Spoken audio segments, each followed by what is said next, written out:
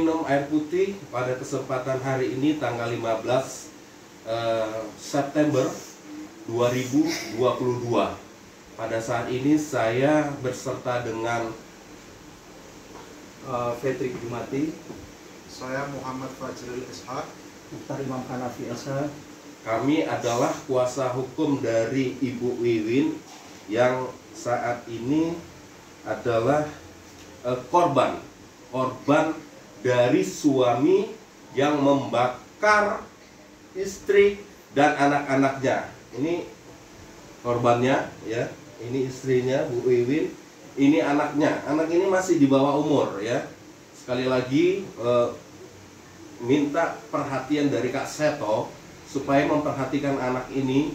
Jadi jangan perkara-perkara yang di luar sana. Datanglah ke daerah, lihat ada seorang anak yang dibakar oleh papanya. Mungkin Bu, apa ada yang bisa mau disampaikan? Ya, sebelum kejadian pembakaran waktu 17 Agustus itu saya dipukul ke mata saya sama didorong ke pintu. Habis itu saya dipukul karena saya ngaku suami saya ambil uang untuk beli chip. Terus dia marah-marah ambil uang tanpa sepengetahuan saya. Terus kemarin minggu kemarin jam 6 saya bangun tidur, saya lihat suami saya di kasur depan TV, gak ada suami saya. Saya lihat ke kamar mandi, ternyata suami saya main HP. Saya curiga, saya tanyain, HP-an sama siapa ya? HP-an sama siapa-siapa? Dan sama siapa-siapa, tetap dia marah, nggak mau mengasihkan HP ke saya. Habis itu saya tinggal beli soto. Habis pulang dari beli soto jam 8:30 saya cuci piring di belakang sama mandiin anak 3 saya kecil-kecil. Sudah telanjang semua, saya cuci piring. Saya masih ngomel karena suami masih belum menunjukkan HP itu isinya apa. Di situ dia bilang, saya tak bakar kamu. Saya diem langsung, saya tetap cuci piring. Ternyata dia menemui saya ke belakang dapur membawa botol aqua 1,5 liter itu full bensin. Saya mundur ke kamar mandi, ke pojok kamar mandi. Anak saya yang kecil yang 3 tahun sama 18 bulan pindah posisi ke cucian piring. Saya sama anak saya yang umur 7 tahun ini sudah di dalam kamar mandi. Saya sudah memohon tidak disiram, tidak dibakar. Dia tetap menyiramkan bensin ke kaki saya. Saya memohon, tapi itu juga memohon. Dia membawa korek sama tisu. Tisunya sudah terbakar, dia lempar ke belakang sumur. Posisi sanyo airnya mengalir, jadi bensin sama air tadi mengalir, nyala langsung buat gitu. Saya bingung, posisi kamar mandinya kecil, saya mau lari kemana? Depan pintu kamar mandi sudah penuh dengan api. Saya naik ke atap asbes, mau nolongin anak saya yang ini. Saya nggak kuat mengangkatnya. Saya langsung minta tolong ke atap asbes, minta tolong.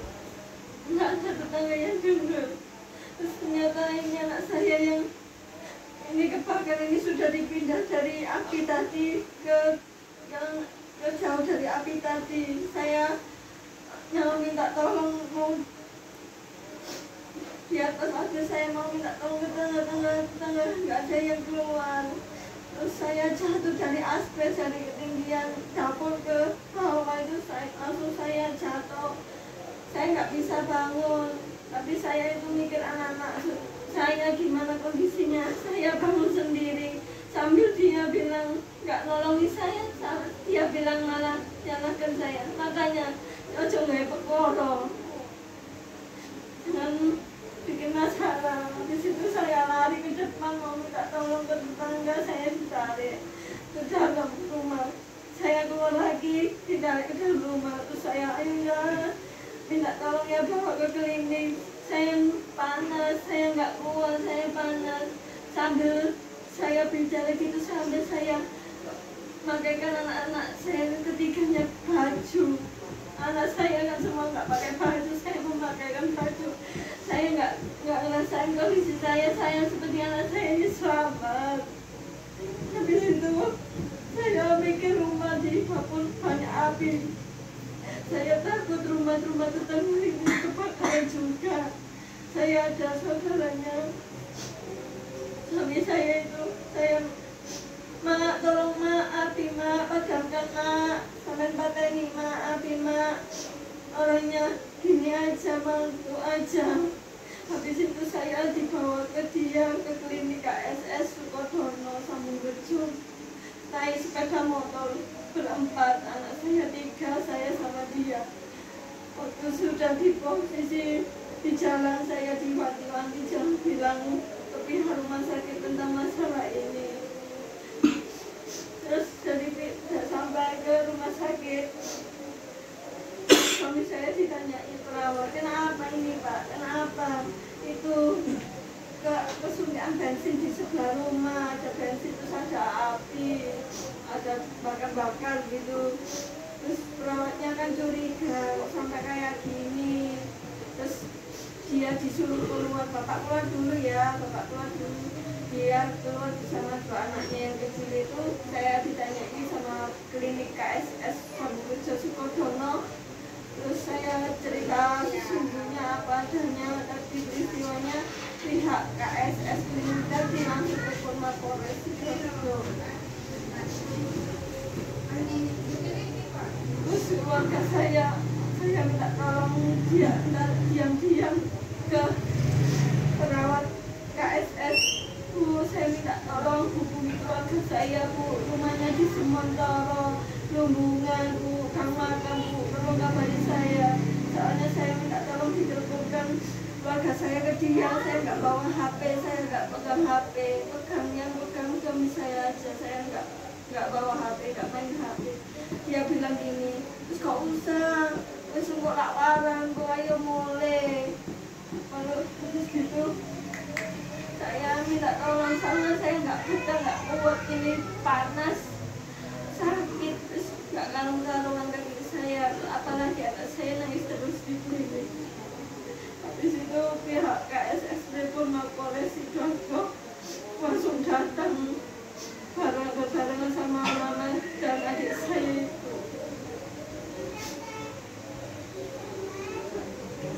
Jadi selain jadi masalah ini sudah sering terjadi, bahkan anak ini sudah pernah dianiaya oleh papanya sampai dijahit ya, sampai dijahit kepalanya ya, sampai bocor kepalanya. Bahkan ibu ini setiap kerja itu diminta uang untuk judi online ya. Enggak, kalau saya nggak punya uang, mak minta uang mak buat beli beras gitu. Karena posisi saya kan suami belum kerja, saya kadang minta mama beras. Kalau suami ngambil uangnya, Ibu iya. ngambil uangnya iya. Untuk apa? Judi online. Untuk judi online. Jadi setiap kali ada masalah, ya, istri akan diancam, akan dibunuh. Bahkan keluarga dari istri apabila melaporkan permasalahan ini sering diancam akan dibunuh. Mungkin ada yang bisa disampaikan oleh rekan saya Patrick atau Mas Pasril atau Mas ini, Mas Patrick, gimana Mas Patrick? Oke. Ini untuk penegak hukum di Indonesia ya, selain daripada komisioner yang membidangi tentang perlindungan anak dan perempuan. Jadi ini adalah wajah yang sebenarnya bagaimana seorang laki-laki suami di daerah-daerah yang melakukan kekerasan terhadap perempuan, dalam hal ini adalah istrinya sendiri dan anaknya sendiri, yang seyogianya harus mendapatkan bukan hanya perhatian tapi juga tindakan khusus dari penegak hukum itu sendiri. Jadi dalam hal ini kita menuntut dan meminta penegak hukum untuk serius, bukan hanya menindak ketika sudah terjadi peristiwa hukum atau tindak pidana, melainkan juga sebelum tindak pidana tersebut terjadi. Maka ini sudah menjadi tugas kita bersama, khususnya para penegak hukum, untuk melakukan upaya preventif ya, preventif, di mana jangan tunggu sampai ada korban dulu baru ada penindakan. Seperti ini. Oke, mungkin Ya. Perhatian untuk Komisi Anti Kekerasan Terhadap Perempuan, mohon untuk menjalankan tugasnya sesuai dengan yang diamanatkan undang-undang. Mohon perhatian untuk korban, sang ibu, agar dapat bantuan rehabilitasi secara psikologi atau apapun itu. Intinya sampai detik ini laporan telah masuk di Polresta Sidoarjo, tapi sampai saat ini kita belum melihat adanya kunjungan dari Komisi Anti Kekerasan Terhadap Perempuan atau dari dinas sosial atau dari mana saja yang mencoba untuk memberikan bantuan dalam bentuk apapun, terutama dalam hal bantuan rehabilitasi psikologi, karena sampai detik ini saat kita ada di sini para korban ini terlihat masih sangat traumatik ya, masih ada shock gitu. Jadi dengan video ini kami minta Anda bekerja, panggilan nurani Anda harus main, apalagi Anda sudah dapat amanat dari undang-undang. Dan perhatian untuk pihak kepolisian bahwa sangkaan pidananya bukan hanya ini adalah seperti yang ada di laporan. Sangkaannya adalah 351 KUHP dan pasal 80 Undang-Undang Perlindungan Perempuan dan Anak ya. Ada tindak kekerasan dalam rumah tangga yang seharusnya hal itu harusnya polisi harus mampu melihat lebih jeli lagi penerapan hukum agar pelaku dapat ditindak dengan hukuman yang sesuai dengan perbuatannya. Saya pikir cukup ya.